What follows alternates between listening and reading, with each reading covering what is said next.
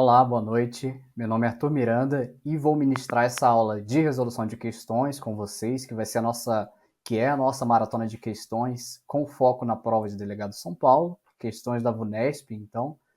E para quem não sabe, como eu disse, eu sou Arthur Miranda, sou atualmente servidor público federal, sou assessor na consultoria jurídica junto ao Ministério da Infraestrutura, atuando aí na área de direito administrativo e direito portuário, e fui recém-aprovado no concurso de delegado da PF. E estou guardando o curso de formação que está marcado para junho desse ano. E deixei meu Instagram aí para quem quiser entrar em contato, tirar alguma dúvida depois. E já vou pedindo aí para você que está assistindo, deixe seu comentário, deixe seu like, né? Compartilhe esse vídeo com seus amigos que também estão estudando aí para esse concurso de delegado de São Paulo. E sem mais demoras, vamos aqui ao início da nossa aula. Como eu já falei na aula anterior, a minha ideia é trazer questões conforme os tópicos que estão no edital. E aqui a gente vai prosseguir na segunda parte, tendo em vista que a primeira parte deste tópico foi na nossa aula passada. E nessa segunda parte a gente vai ter uma questão de DUDH e outra questão de um pacto de direitos humanos incorporado pelo ordenamento jurídico brasileiro. Vamos aí para a nossa primeira questão de hoje, e no total de questões é a nossa nona questão. Trouxe aqui uma questão de delegado Ceará 2015, e ela diz o seguinte: é disposição prevista na DUDH, letra A, todo homem tem o direito de tomar parte no governo de seu país, diretamente ou por intermédio de representantes eleitos. Aí vocês leem isso aqui e perguntam, meu Deus, será que ele já colocou a resposta na alternativa A? E sim, nessa questão eu já deixei a resposta na letra A, que é de fato aqui o nosso gabarito, tá bom? Mas, obviamente, se vocês estiverem na prova e perceberem que a alternativa A é correta, não deixem de ler as outras alternativas, tá bom? Mas eu já vou marcar aqui. Mas vamos aqui para a nossa alternativa B. Todo homem tem direito à instrução, que será gratuita pelo menos até o grau técnico profissional. Isso aqui eu expliquei com calma para vocês na nossa aula anterior e mencionei que a previsão da gratuidade vai estar ali no grau elementar, e aqui já peço desculpas pela letra, né? No grau elementar e no grau fundamental, tá bom? Então essa alternativa aqui encontra-se errada, porque falou aí da gratuidade ao menos até o grau técnico profissional, estando errado conforme a letra da DUDH. Quanto à alternativa C, todo homem tem direito à liberdade de reunião e de associação, independentemente do modo e dos fins a que deseja se associar. Aqui já dá para sentir que está errado, ainda que a pessoa não tenha aí o conhecimento do texto da DUDH, porque até conforme a nossa Constituição, que tem previsão semelhante, a associação ela tem que ser uma associação pacífica, né? Então esse item aqui encontra-se errado. Alternativa D. Os estados deverão, paulatinamente, conceder às crianças nascidas fora do matrimônio a mesma proteção conferida aos nascidos dentro dele. O que mata essa alternativa, o que a torna errada, é justamente esse paulatinamente, né? Até porque não faria sentido a previsão em um texto assim de direitos humanos prevendo essa ideia de que essa mesma proteção tem que se dar de forma devagar, paulatina, né? Então essa alternativa encontra-se errada. Letra E, os pais têm exclusividade de direito na escolha do gênero de instrução que será ministrada a seus filhos. Essa alternativa aqui traz uma redação que é explorada por alguns examinadores, da mesma forma, porque a DUDH, na verdade, vai falar em prioridade. De novo aí, desculpas pela letra ruim, né? Então essa alternativa aqui também está errada. E de fato, temos como resposta a alternativa a nossa resposta aqui, tá bom? E eu trouxe aqui o dispositivo da DODH certinho. Artigo 21. Todo homem tem o direito de tomar parte no governo de seu país diretamente ou por intermédio de representantes livremente escolhidos. Artigo 26. Todo ser humano tem direito à instrução. A instrução será gratuita, pelo menos nos graus elementares e fundamentais. A instrução elementar será obrigatória. A instrução técnico-profissional será acessível a todos, bem como a instrução superior, e esta baseada no mérito, né? Isso daí a gente viu com calma na nossa aula passada. Artigo 20. Toda pessoa tem direito à liberdade de reunião e de associação pacíficas, o que torna esse item errado, como eu falei. E a alternativa D. Percebam aqui que o artigo da DODH nada fala sobre essa proteção social ser paulatina, né? Vai dizer o seguinte: a maternidade e a infância têm direito a cuidados e assistência especiais. Todas as crianças nascidas dentro ou fora do matrimônio gozarão da mesma proteção social. E a nossa última alternativa, percebam que o que a DODH de fato fala é que os pais têm prioridade de direito na escolha do gênero de instrução que será ministrada a seus filhos. Então vamos aqui para a nossa próxima questão, juiz aí do Tribunal de Justiça Militar de São Paulo, 2016. O Pacto Internacional dos Direitos Civis e Políticos de 1966, letra A, garante o direito do homem e da mulher de contrair casamento e constituir família, porém, a fim de evitar confrontos de caráter cultural com alguns dos Estados-membros, não tratou da dissolução dessa união. Isso daqui pode até confundir o candidato que não leu o referido pacto, que eu sei que não é o caso de vocês, e vocês vão saber que, de fato, o pacto trata da dissolução. Então, a alternativa é errada. Alternativa B. Prevê que a pena de morte não deverá ser imposta sob nenhuma hipótese, salvo em situação de guerra. Errado também. Não consta essa previsão aí de que a pena de morte não deverá ser imposta sob nenhuma hipótese. A gente já vai ver o texto exato do pacto, mas não consta essa previsão lá. Alternativa C. Garante o direito de autodeterminação dos povos, exprimindo assim uma tomada de consciência universal sobre a urgência de se superar o colonialismo e o imperialismo. De fato, há essa garantia e, de fato, essa alternativa é o nosso gabarito, está correta. Mas vamos prosseguir. Alternativa D. Reconhece sem restrições o direito de reunião pacífica. Sempre quando uma prova, uma questão traz essa expressão, ela tem que acender uma luz amarela na gente, né? E, de fato, não há esse direito de reunião sem restrições. Aí o pacto, diferentemente da DODH, vai destacar mais essas restrições e a gente vai ver no próximo slide que restrições são essas. E a alternativa aqui está errada. A alternativa é: já apresenta uma preocupação com os imigrantes clandestinos, estabelecendo que estes também têm o direito de circular livremente no território de um Estado. Errado, não tem essa previsão. O que há é o direito de livremente circular no que diz respeito à pessoa que se acha legalmente num território. Então essa alternativa está errada. Então o nosso gabarito aqui é a alternativa C. Vamos ver se eu acertei aqui. Gabarito alternativa C. Agora a gente vai olhar alternativa por alternativa. Na letra A, eu trouxe aqui a disposição que de fato trata da dissolução, né? Artigo 23. Logo aqui no seu parágrafo 4º vai dizer o seguinte: os Estados partes do presente pacto deverão adotar as medidas apropriadas para assegurar a igualdade de direitos e responsabilidades dos esposos quanto ao casamento durante o mesmo e por ocasião da sua dissolução. Em caso de dissolução, deverão adotar-se disposições que assegurem a proteção necessária para os filhos.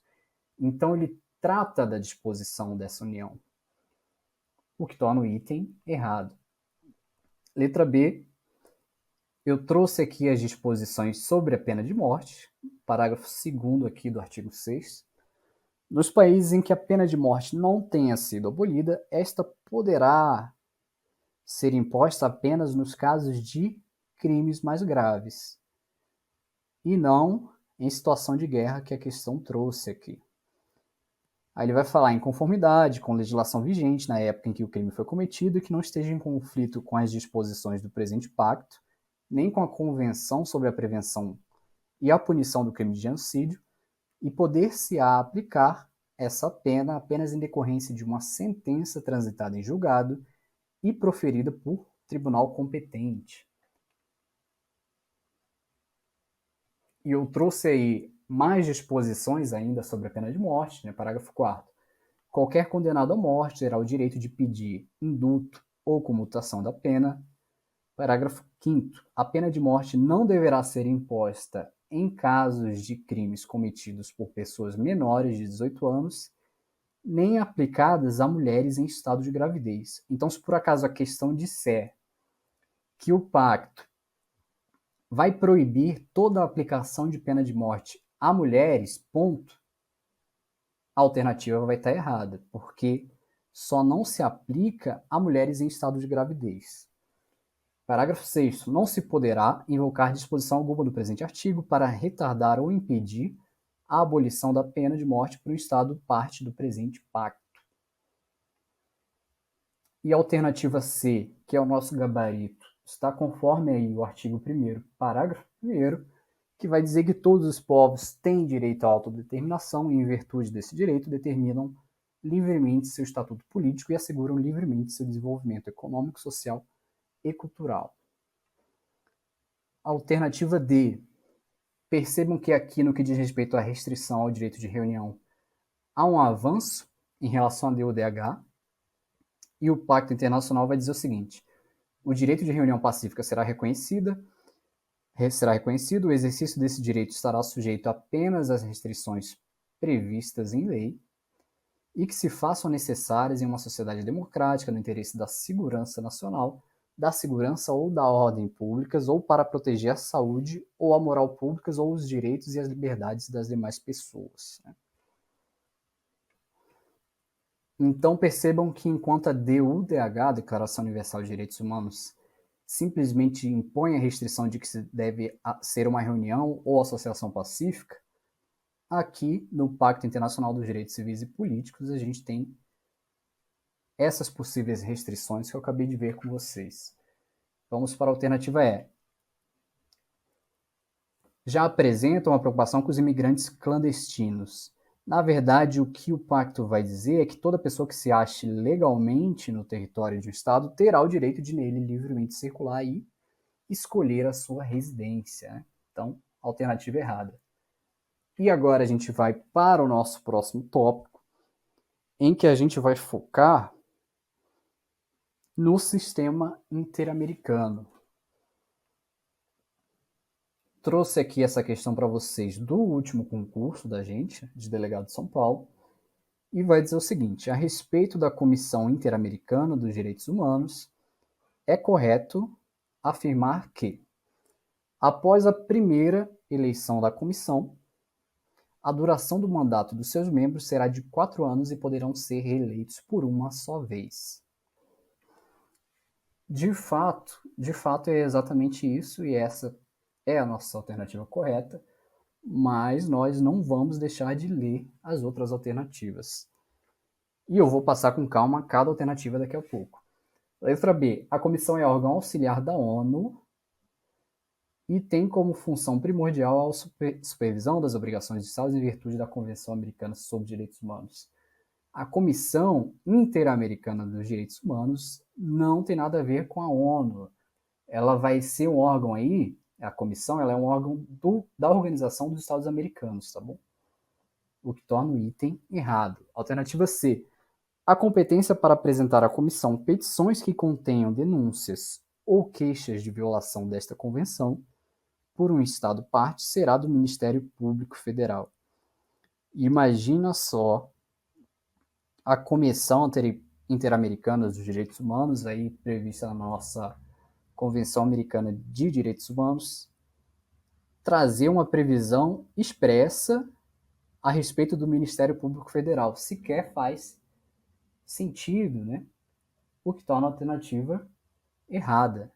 Ela vai ter aí previsão de que qualquer pessoa, grupo de pessoas ou entidade não governamental legalmente reconhecida pode apresentar aí à comissão petições com denúncias ou queixas de violações da Convenção Americana de Direitos Humanos. Alternativa D. A comissão é composta por 7 membros eleitos que atuam como representantes dos seus respectivos governos. Será que faria sentido haver aí membros que são meros representantes dos seus respectivos governos e aí não poderiam, em tese, atuar contra o governo se esse Estado tiver uma conduta contra direitos humanos? Não faz sentido uma previsão dessa. E por isso, os membros da comissão atuam a título pessoal, independente do Estado, independente do que o governo, e às vezes até batendo de frente em relação ao governo, ao Estado. No caso da Corte Interamericana, a gente teve ali o cansado Trindade com voto condenando aí o Brasil, né? No caso, Damião Ximenes, mas a gente vai chegar lá. Então essa alternativa aí é errada, né? Letra E. A comissão é um órgão de caráter jurisdicional que foi criado pela Convenção com tripla função, a consultiva, a contenciosa e a executiva. Aqui está errado, hein, galera? Quem é o órgão de caráter jurisdicional?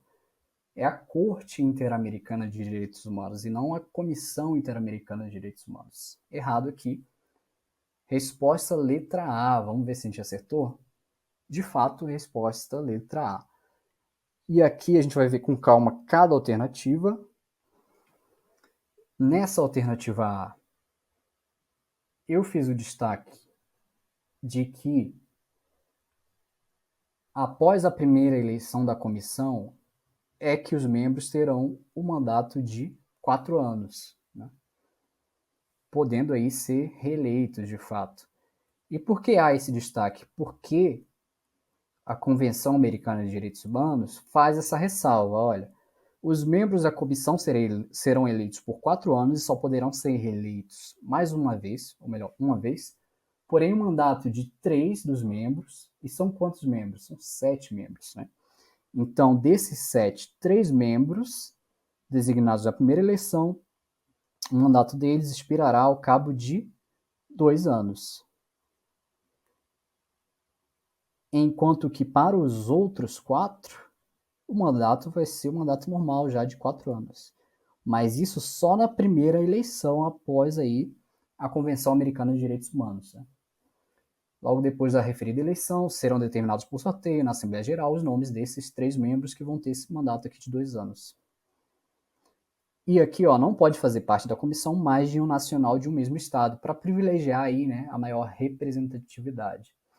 E eu trouxe aqui no slide, para vocês visualizarem melhor, a consequência disso, né, de ter ocorrido aí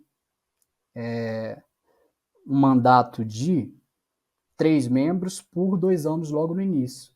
Ele gerou essa possibilidade de alternância, né?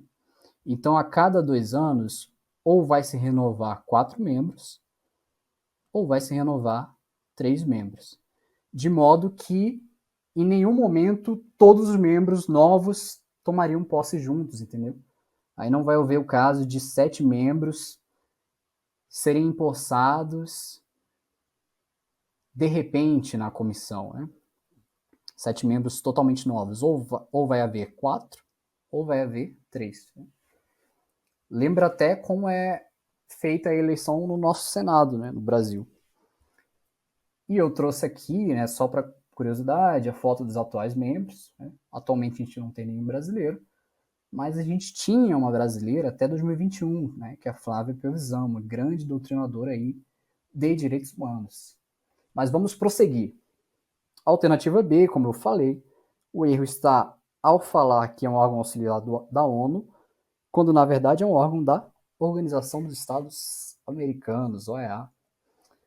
Alternativa C, a competência para apresentar à comissão petições que contenham denúncias ou queixas de violação dessa convenção por Estado parte será do MPF. Não, né? qualquer pessoa, grupo de pessoas, entidade não governamental legalmente reconhecida em um ou mais Estados-membros da organização pode apresentar à comissão petições que contenham denúncias ou queixas de violação desta convenção por Estado parte. Aí vocês me perguntam, qualquer pessoa mesmo? Sim, né? A gente tem um exemplo aqui do caso da Damião Ximenes Lopes, em que o Brasil foi condenado, né? Em que houve aí o voto do então juiz Cansado de Trindade, que era juiz aí da Corte Interamericana de Direitos Humanos, né? E a irmã dele, esse é um caso aqui que eu, obviamente, pelo tempo não vou aprofundar, e nem é o caso para essa prova aí de delegado de São Paulo, mas ela simplesmente mandou um e-mail e foi recebido o e-mail, e a comissão foi lá e iniciou o seu processo de apuração, se houve ou não violação de direitos humanos, né? E depois levou o caso à Corte Interamericana. Ou seja, partiu de um e-mail da irmã do Damião Ximenes Lopes. Para vocês verem aí como, de fato, qualquer pessoa pode apresentar à comissão petição que contenha denúncia ou queixa de violação da convenção por um Estado parte. Vamos lá, letra D. A comissão é composta por 7 membros eleitos que atuam como representantes dos seus respectivos governos. Aqui eu já expliquei que, na verdade, é a título pessoal, né? E da mesma forma, na Corte Interamericana também é a título pessoal. E a alternativa é: quem vai ter caráter jurisdicional é a Corte Interamericana de Direitos Humanos. E, além disso, a comissão não foi criada pela Convenção. A comissão, na verdade, foi criada em 1959, antes da Convenção Americana de Direitos Humanos. E aqui eu trouxe um trecho do site oficial da comissão, né, que vai falar que a comissão é um órgão principal e autônomo da Organização dos Estados Americanos, encarregado da promoção e proteção dos direitos humanos no continente americano, é integrada por 7 membros independentes que atuam de forma pessoal, tem sua sede em Washington, foi criada pela OEA em 1959 e, juntamente com a Corte Interamericana de Direitos Humanos, instalada em 1979, é uma instituição do Sistema Interamericano de Proteção dos Direitos Humanos. A Corte, sim, de fato, foi criada pela Convenção Americana de Direitos Humanos, né, o nosso Pacto de São José da Costa Rica. E a CIDH, a comissão, né, realiza seu trabalho com base em 3 pilares: sistema de petição individual, monitoramento da situação dos direitos humanos nos Estados-membros e a atenção a linhas temáticas prioritárias. E mais um pouquinho aqui. Em 1969 foi aprovada a Convenção Americana sobre Direitos Humanos, que entrou em vigor em 1978 e que foi ratificada até janeiro de 2019 por tais países, né? E a Convenção define os direitos humanos que os Estados ratificantes se comprometem internacionalmente a respeitar e a dar garantias para que sejam respeitados. Ela cria também a Corte Interamericana de Direitos Humanos e define atribuições e procedimentos tanto da Corte como da Comissão. A Comissão mantém, além disso, atribuições adicionais e anteriores à Convenção e que não derivam diretamente dela, sendo estes, entre outros, de processar petições individuais relativas a estados que ainda não são parte da Convenção. E essa Convenção foi promulgada aqui no Brasil por este decreto em 92. E vamos aqui para a nossa próxima questão. O delegado de São Paulo e vai dizer o seguinte: no que se refere à prisão civil por dívida, a Convenção Americana de Direitos Humanos, que é o nosso Pacto de São José da Costa Rica, estabelece que essa questão vocês têm que saber e eu tenho que trazer porque ela é tão recorrente que imagine se eu não trouxesse aqui e ela caísse, né? Mas eu sei que vocês sabem essa questão. Alternativa A: é permitido apenas para o caso de inadimplemento de obrigação alimentar. Já é o nosso gabarito, né?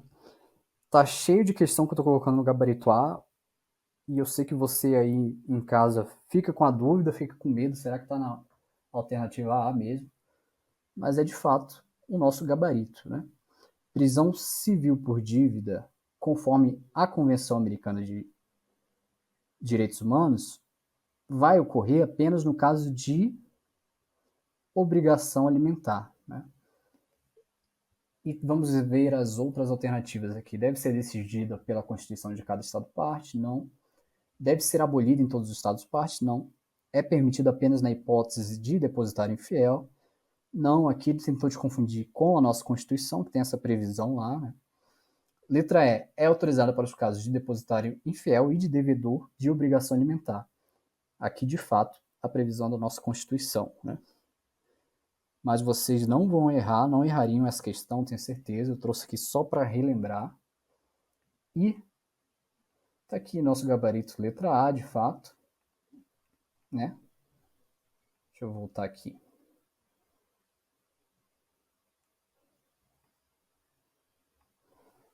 E eu trouxe aqui para vocês a disposição da Constituição Federal, que vai dizer que não haverá prisão civil por dívida, salvo do responsável pelo inadimplemento voluntário e inexcusável de obrigação alimentícia e a do depositário infiel. Mas temos aqui a súmula vinculante 25, que vai dizer que é ilícita e não inconstitucional, tá bom? A prisão civil de depositário infiel, qualquer que seja a modalidade de depósito. E temos aqui a nossa Convenção Americana de Direitos Humanos, que vai dizer que ninguém deve ser detido por dívida, e esse princípio não limita os mandados de autoridade judiciária competente pedidos em virtude de inadimplemento de obrigação alimentar, né? Lembrando que aí o STF fez a interpretação de que esse pacto tem a natureza supralegal, gerando aí uma eficácia paralisante em relação aos dispositivos legais do Brasil que tratam aí da prisão civil por dívida em razão do depositário infiel, né? Na hipótese do depositário infiel. Então, se aparecer essas expressões aí, elas são corretas, né? Eficácia paralisante, ou então falar que é ilícita a prisão civil de depositário infiel, mas falar que é inconstitucional a prisão civil de depositário infiel já não é correto, né? Mas vamos prosseguir aqui. Questão número 13. Os juízes da Corte Interamericana serão eleitos para um mandato de 6 anos. E aí? Isso aqui é o comando, né? Tá certo, então. Não vai estar errado o comando da questão. E só poderão ser eleitos uma vez. Exato. Na hipótese de um dos juízes concluir o seu mandato, mas ainda ter casos sob seu exame, que se encontrem em fase de sentença, o Estatuto da Corte estabelece que. Olhem o nível aí de especificidade que a questão trouxe, né? Trouxe justamente a hipótese de quando um juiz conclui o seu mandato, mas tem ali um caso sob seu exame. O que leva a gente a crer que a VUNESP pega aí a letra da lei, de fato, letra do tratado, no caso, da convenção, ainda que com baixa pertinência temática, com o nosso cargo aqui de delegado, né? E pega ainda um dispositivo difícil de se saber, mas vamos aqui para as alternativas. Alternativa A. Deverão os casos ser redistribuídos igualitariamente aos juízes que permaneçam na corte, iniciando-se a transferência pelo integrante mais novo. Errado. Não é o que consta lá.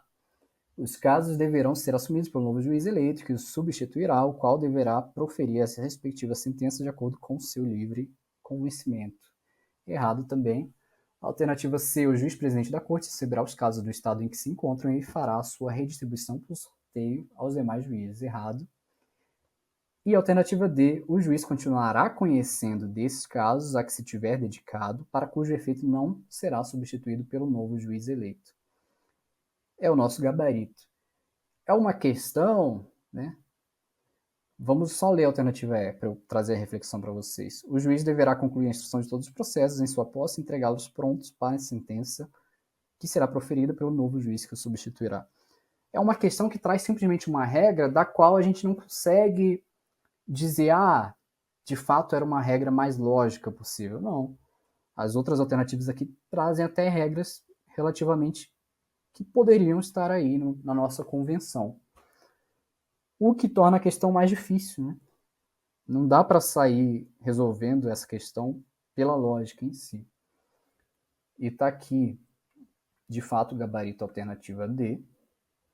E está aqui o dispositivo que fala aí que os juízes permanecerão em suas funções até o término dos seus mandatos, entretanto, continuarão funcionando nos casos de que já houverem tomado conhecimento e que se encontrem em fase de sentença e para tais efeitos não serão substituídos pelos novos juízes eleitos. Talvez a gente, né, vocês aí, ao fazer uma leitura desses tratados, convenções, eu sei que são muitos, eu dou a dica de a gente focar em trechos que não saberíamos pela lógica, né? Como é o caso dessa regra aqui. E aí, inevitavelmente, a gente vai ter que decorar regras como essa. Mas vamos aqui prosseguir para o nosso próximo tópico, né? Tópico 7.6, protocolo de prevenção, supressão e punição do tráfico de pessoas, especialmente mulheres e crianças. Trouxe aqui uma questão para a gente resolver. Mas antes de ir para a questão, trouxe aqui só essa breve introdução sobre esse protocolo, tá bem? Esse protocolo é um protocolo que complementa, né, que completa a Convenção das Nações Unidas contra o Crime Organizado Transnacional. Aí essa convenção ela vai trazer a seguinte previsão. A presente convenção poderá ser completada por um ou mais protocolos. E, de fato, há alguns protocolos que completam a referida convenção, sendo um deles esse nosso protocolo aí de prevenção, repressão e punição do tráfico de pessoas, em especial mulheres e crianças, promulgado aí pelo Decreto 5.017 de 12 de março de 2004. Inclusive, ele ressalta essa relação entre esse protocolo e a Convenção das Nações Unidas contra o Crime Organizado Transnacional, dizendo que o presente protocolo completa a Convenção das Nações Unidas contra o Crime Organizado Transnacional e será interpretado em conjunto com a Convenção. Né? Aí eu trouxe aqui exemplos de outros protocolos que também completam aí a Convenção das Nações Unidas contra o Crime Organizado, mas só para curiosidade mesmo. Então vamos aqui para a nossa questão. Questão de delegado 2018, último concurso. Assinale a alternativa que está em consonância com o protocolo de prevenção, supressão e punição do tráfico de pessoas, especialmente mulheres e crianças. Letra A. Cada Estado-parte se obriga, em virtude da relevância social da prevenção e gravidade da conduta, a afastar a eventual confidencialidade dos procedimentos judiciais relativos ao tráfico de pessoas, especialmente de mulheres e crianças. Na verdade, né, o que tem que haver é mais a confidencialidade, né, e não uma regra aí afastando a confidencialidade. E, de fato, o protocolo prevê aí que o Estado-parte deve proteger a privacidade e identidade das pessoas vítimas de tráfico de pessoas, né? Incluindo aí a confidencialidade dos procedimentos relativos a esse tráfico. Então a alternativa está errada. Alternativa B. Cada Estado-parte, ao aplicar as disposições sobre assistência e proteção das vítimas de tráfico de pessoas, não poderá fazer distinção quanto à idade, ao sexo ou às suas necessidades específicas. Essa alternativa aqui foi uma alternativa muito marcada em um site de resolução de questões, mas eu quero trazer para vocês a reflexão de que o próprio protocolo traz uma ideia de diferenciação em relação ao sexo, porque falei que a prevenção, supressão e punição do tráfico de pessoas se dá especialmente a mulheres, e também faz uma distinção em relação à idade, porque fala também especialmente crianças. Então, a meu ver, o próprio nome dado ao protocolo já deixa claro que há uma distinção sim quanto à idade e ao sexo. Então, dá para excluir essa alternativa pela lógica em si. Né? Então, a alternativa está errada. Então, e aí peço uma reflexão de que se houver uma alternativa e que a gente possa excluir pela lógica, a gente sempre deve excluí-la, obviamente, né? Então, muito me espanta ver essa alternativa sendo a segunda mais marcada, depois do próprio gabarito. Pois bem, alternativa C. O recrutamento, o transporte, a transferência ou o acolhimento de uma criança para fins de exploração serão considerados tráfico de pessoas desde que envolvam o uso da força ou outras formas de coação. Errado, não há essa restrição aqui. A norma aí visa prevenir o tráfico de pessoas e uma restrição desse tipo não iria prevenir, suprimir e punir mais o tráfico de pessoas, pelo contrário, né? Então, alternativa errada.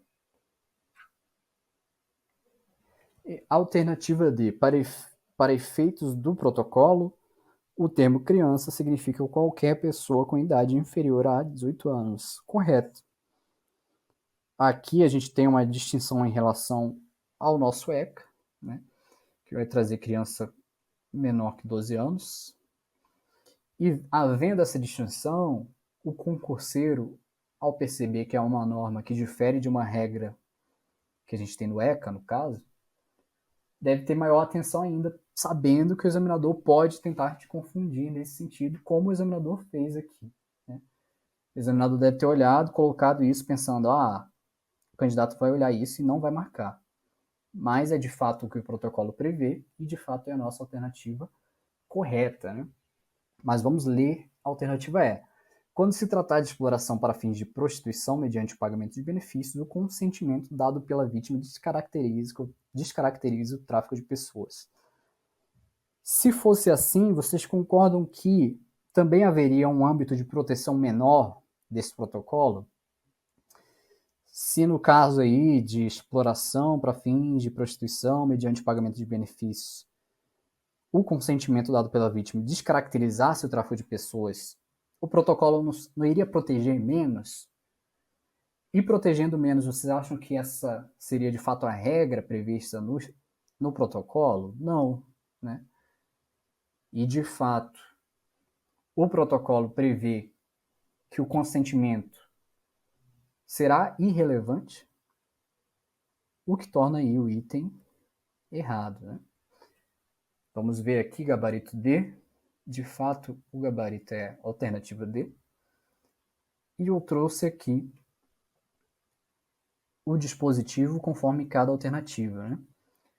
Artigo 6º, parágrafo 1º. Nos casos em que se considere apropriado e na medida em que seja permitido pelo seu direito interno, cada parte protegerá a privacidade e identidade das vítimas de tráfico de pessoas, incluindo, entre outras, a confidencialidade dos procedimentos judiciais relativos a esse tráfico. Quanto à alternativa B,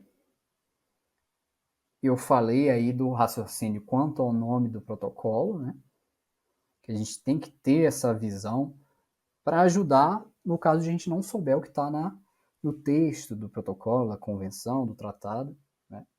E o artigo 6º, parágrafo 4º, vai dizer que cada Estado-parte terá em conta, ao aplicar as disposições do presente artigo, a idade, o sexo e as necessidades específicas das vítimas de tráfico de pessoas, designadamente as necessidades específicas das crianças, incluindo alojamento, educação e cuidados adequados. Alternativa C, né? O recrutamento, o transporte, transferência ou acolhimento de uma criança para fins de exploração serão considerados tráfico de pessoas, desde que envolvam o uso da força ou outras formas de coação. Na verdade, não.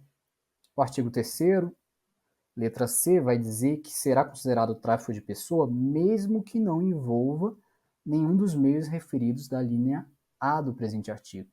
E eu trouxe aqui os meios, olha, ameaça, uso da força, outras formas de coação, rapto, a fraude, ao engano, ao abuso da autoridade, a situação de vulnerabilidade, ou a entrega ou a aceitação de pagamentos ou benefícios para obter o consentimento de uma pessoa que tem autoridade sobre outra para fins de exploração. Percebam então que a redação do protocolo é para que ele tenha uma proteção o mais ampla possível, né? Alternativa D, de fato aí, termo criança significa qualquer pessoa com idade inferior a 18 anos.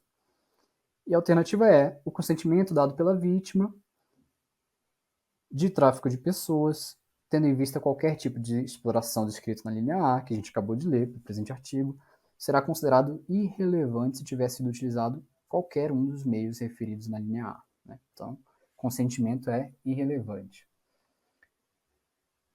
E nosso próximo tópico aqui, né, que vai ser o nosso último tópico da aula de hoje, trouxe aqui uma questão desse código de conduta para os funcionários responsáveis pela aplicação da lei, trouxe outra questão sobre regras mínimas das Nações Unidas para o tratamento dos presos, né, nossas regras de Mandela, e uma última questão de regras de Bangkok. Vamos a elas.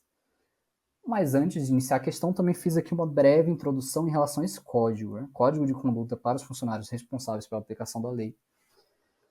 Primeiro, não é um tratado, né? Não passou ali por aquelas fases de incorporação dos tratados. Ela é, na verdade, uma resolução da Assembleia Geral da ONU, resolução com esse número aqui, de 17 de dezembro de 1979. E há uma certa dificuldade até de localizar esse texto em português. Provavelmente vocês, se pesquisaram, acharam aí em texto de português de Portugal, né, que é até mais fácil do que o nosso português aqui. Porque a tradução, que a gente vai ver facilmente, são nesses idiomas aqui, que são os 6 idiomas oficiais da ONU, tá bom? Aproveito para trazer essa informação para vocês, se vocês ainda não souberem. Essas são os 6 idiomas oficiais da ONU: árabe, chinês, espanhol, francês, inglês e russo. Trouxe aqui um print aí de trecho em espanhol e fiz aqui a minha tradução livre, então já peço desculpas aí se houver algum erro, se tiver algum especialista em espanhol aí que possa me corrigir, fique à vontade, né? Mas é só para a gente ter uma breve noção do que se trata, né? A Assembleia Geral aprova o Código de Conduta para os funcionários responsáveis pela aplicação da lei, que se encontra em anexo a essa resolução, e decide transmiti-la aos governos com a recomendação de que considerem favoravelmente a possibilidade de utilizá-lo em suas leis ou em suas práticas nacionais, como um conjunto de princípios que devem ser observados pelos funcionários responsáveis pela aplicação da lei. Então a gente vê aí essa carga de recomendação, né, como uma resolução que é. E vamos à questão. Não achei uma questão da VUNESP, então destaquei aqui que se trata de uma questão dessa Universidade Federal aqui. Concurso de Guarda Municipal, Senador Canedo, Goiás, 2014. O Código de Conduta para Funcionários Encarregados de Fazer Cumprir a Lei, de 1979, é um corpo de princípios adotado pela ONU e que deve ser observado pelos funcionários responsáveis pela aplicação da lei, a fim de promover dignidade humana e defender os direitos humanos de todas as pessoas. Segundo esses princípios, os funcionários responsáveis pela aplicação da lei. Letra A. Estão autorizados a empregar a força sempre que houver violação da lei que resulte no cometimento de crime. Né? Errado, né? Aqui, lendo rapidamente, a gente pensa, poxa, mas se cometer um crime, claro que pode empregar força. E se for um crime de violação de direito autoral, você vai empregar a força aí em relação à pessoa, né? Será que faz sentido? Então, a restrição, a autorização ao emprego da força não é necessariamente quando houver aí um cometimento de um crime, né? O que vai trazer aí o Código de Conduta é que os funcionários responsáveis pela aplicação da lei só podem empregar a força quando estritamente necessária e na medida exigida para o cumprimento do seu dever. Então aí a ideia de necessidade, né? Então a alternativa aqui está errada. Letra B. Estão autorizados a divulgar toda e qualquer violação da lei, inclusive com exposição pública dos transgressores. Não há essa disposição lá, então a alternativa está errada. Podem invocar o cumprimento de ordens superiores como justificação para atos de tortura cometidas contra criminosos, ou seja, eu torturei esse criminoso aí porque estava cumprindo ordem superior. Não, né? Não faz o menor sentido uma resolução da ONU de direitos humanos ter uma previsão nesse sentido, né? Errado. Alternativa D. Devem tomar as medidas imediatas para assegurar o socorro imediato aos violadores da lei encontrados em flagrante delito. Exatamente isso. Vamos ver se o gabarito é letra D. De fato, o gabarito é letra D. E eu trouxe aqui os dispositivos, conforme cada alternativa, né? Artigo 3º, os funcionários responsáveis pela aplicação da lei só podem empregar a força quando estritamente necessário e na medida exigida para o cumprimento do seu dever. Alternativa B, não há nada aí sobre essa divulgação, conforme a alternativa trouxe.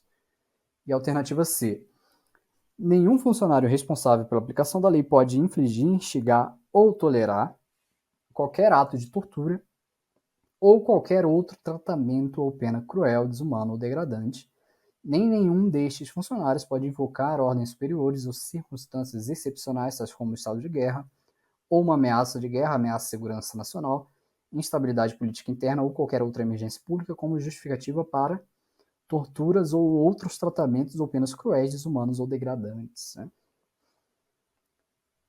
E a alternativa D aí, que é o nosso gabarito, os funcionários responsáveis pela aplicação da lei devem garantir a proteção da saúde de todas as pessoas sob sua guarda e, em especial, devem adotar medidas imediatas para assegurar-lhes cuidados médicos sempre que necessário.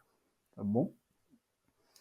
Agora vamos aí para as nossas regras mínimas das Nações Unidas para o tratamento dos presos, também chamadas aí de regras de Mandela, expressão aí adotada em 2015, né, em diante.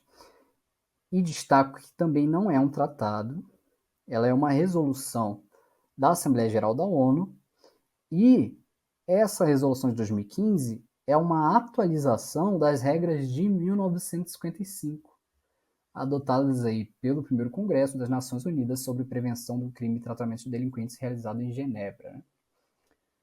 Trouxe aqui também, tal qual fiz no texto anterior, um trecho aqui em espanhol e a minha tradução aqui, tradução livre que eu fiz. A Assembleia Geral da ONU ressalta o caráter não vinculante das regras de Mandela, reconhece a variedade de ordenamentos jurídicos dos Estados-membros e, nesse sentido, reconhece que os Estados-membros podem adaptar a aplicação dessas regras em razão de seus ordenamentos jurídicos internos como apropriado, tendo em vista o espírito e os propósitos das regras. Então, vamos aqui à nossa questão. Nos moldes das regras mínimas das Nações Unidas para o tratamento dos presos, regras de Mandela, na hipótese de haver uma presa em estado de gravidez ou com filhos em determinado estabelecimento prisional,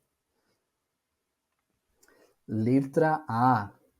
Após o nascimento da criança, esta poderá ficar com a mãe no estabelecimento prisional no máximo até completar 2 anos de idade. Errado porque não tem essa limitação de tempo aqui. Alternativa B. Os exames pré e pós-natais não devem ser realizados no próprio estabelecimento prisional, devendo a presa ser conduzida ao hospital ou clínica especializada sempre que necessitar. Errado, porque os exames podem sim ser feitos no estabelecimento prisional. C. Devem-se adotar as medidas para que o nascimento ocorra em um hospital fora da unidade prisional, mas se a criança nascer no próprio estabelecimento prisional, esse fato deve constar de sua certidão de nascimento. E aí? Faz sentido haver aí na certidão de nascimento o fato de que a criança nasceu numa unidade prisional? Não, né? Alternativa errada, tá bom? E de fato, desde que seja possível, devem ser tomadas aí medidas para que o parto tenha lugar no hospital civil. Alternativa D. Providências devem ser tomadas para garantir creches internas ou externas dotadas de pessoal qualificado, onde as crianças poderão ser deixadas quando não estiver sob o cuidado de seu pai ou sua mãe. Exato, né? Exatamente. A alternativa é, se a mãe, após o nascimento do filho, quiser manter a criança com ela no estabelecimento prisional, essa decisão deve se basear no melhor interesse da mãe. Deve ser tomada pelo diretor da unidade prisional. E aí, será que é o melhor interesse da mãe? Ou será que é o melhor interesse da criança? Né? É o melhor interesse da criança e a alternativa está errada. Gabarito, alternativa D. Vamos ver se a gente acertou? Gabarito D. E vamos olhar aqui alternativa por alternativa. Quanto a A, de fato, não há aí limite de idade. Né? Quanto à alternativa B, os estabelecimentos prisionais devem ter um serviço de saúde aí incumbido de avaliar, promover, proteger e melhorar a saúde física e mental dos reclusos, prestando particular atenção aos reclusos com necessidades especiais ou problemas de saúde que dificultem sua reabilitação. Né? Então, há aí esse serviço de saúde nos estabelecimentos prisionais, né? Conforme essa regra. Alternativa C, regra 28, a parte final aqui vai falar, olha, desde que seja possível, devem ser tomadas medidas para que o parto tenha lugar no hospital civil, e se a criança nascer no estabelecimento prisional, tal fato não deve constar do respectivo registro de nascimento. Alternativa D, que é a nossa resposta, né? Vai falar aí nos estabelecimentos prisionais que acolhem os filhos de reclusos, devem ser tomadas providências para garantir um infantário, né? Uma creche, interno ou externo, dotado de pessoal qualificado, onde as crianças possam permanecer quando não estejam ao cuidado dos pais. Né? E a alternativa é regra 29, parágrafo 1º. A decisão que permite a criança ficar com o seu pai ou com a sua mãe no estabelecimento prisional deve ser baseada no melhor interesse da criança. Né? E agora vamos para as regras de Bangkok, né? Regras das Nações Unidas para o tratamento de mulheres presas e medidas não privativas de liberdade para mulheres infratoras. Também não se trata de um tratado, é uma resolução da Assembleia Geral da ONU, aí, adotada em 21 de dezembro de 2010. Trouxe aqui também o trecho espanhol e a minha tradução livre. Né? A Assembleia Geral da ONU reconhece que, devido à grande variedade de ordens jurídicas, sociais, econômicas e geográficas existentes no mundo, nem todas as regras podem se aplicar de igual maneira em todas as partes do mundo e ao mesmo tempo. Apesar disso, devem servir para estimular o esforço constante para superar as dificuldades práticas de sua aplicação, sabendo que representam em seu conjunto aspirações globais consonantes ao objetivo comum de melhorar a situação das presas, seus filhos e suas comunidades. Percebam aí que em todas essas resoluções há aí, de forma clara, a ideia de que se trata de recomendação da ONU. Né?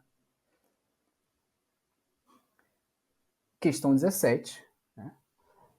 Destaquei também que não é uma questão da VUNESP, questão da FCC, de Defensor Público Santa Catarina, 2021, e ela vai dizer o seguinte: de acordo com as regras de Bangkok, as sanções disciplinares de mulheres presas. Ou seja, está perguntando especificamente a respeito de sanções disciplinares. E vamos aqui às alternativas. Letra A. São vedadas em todas as suas modalidades em caso de gestante. Errado. Né?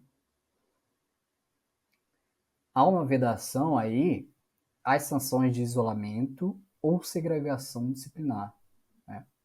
Há mulheres gestantes, também há mulheres com filhos ou em período aí de amamentação. Alternativa B. Devem durar metade do tempo correspondente à sanção masculina em caso de isolamento. Não há previsão nesse sentido, não há nenhuma previsão nesse sentido, então a alternativa está errada. Alternativa C. São vedadas se a unidade prisional não dispuser de toda a infraestrutura adaptada ao gênero. Também não temos previsão nesse sentido, e a alternativa está, portanto, errada. Alternativa D. Só são válidas em caso de falta disciplinar de natureza grave, vedadas as de natureza média e leve. Também não tem previsão nesse sentido, e o item está errado. Sobra só a alternativa E, que vai dizer que não devem incluir proibição de contato com a família, especialmente com as crianças. Exatamente. É o nosso gabarito aqui, a alternativa E. E eu trouxe aqui, são só essas regras que vai tratar aí da disciplina e sanções. Né? Vamos ler aqui juntos. Regra 22, não se aplicarão sanções de isolamento ou segregação disciplinar a mulheres gestantes, nem a mulheres com filhos ou filhas ou em período de amamentação. E regra 23, sanções disciplinares para mulheres presas não devem incluir proibição de contato com a família, especialmente com crianças. Né? Nosso gabarito aí, de fato, a alternativa A. E com isso, a gente encerra aí a nossa aula. Espero que vocês tenham gostado. Se tiver alguma dúvida, meu Instagram está aí à disposição, tá no slide para vocês. Podem mandar mensagem à vontade. E lembrando, deixem seu like, comentem aí, compartilhem o vídeo com os amigos. Se quiserem, podem marcar a gente nas redes sociais também, pode marcar o Dedicação Delta, pode marcar meu Instagram também. E é isso, espero que tenham gostado e até a nossa próxima aula.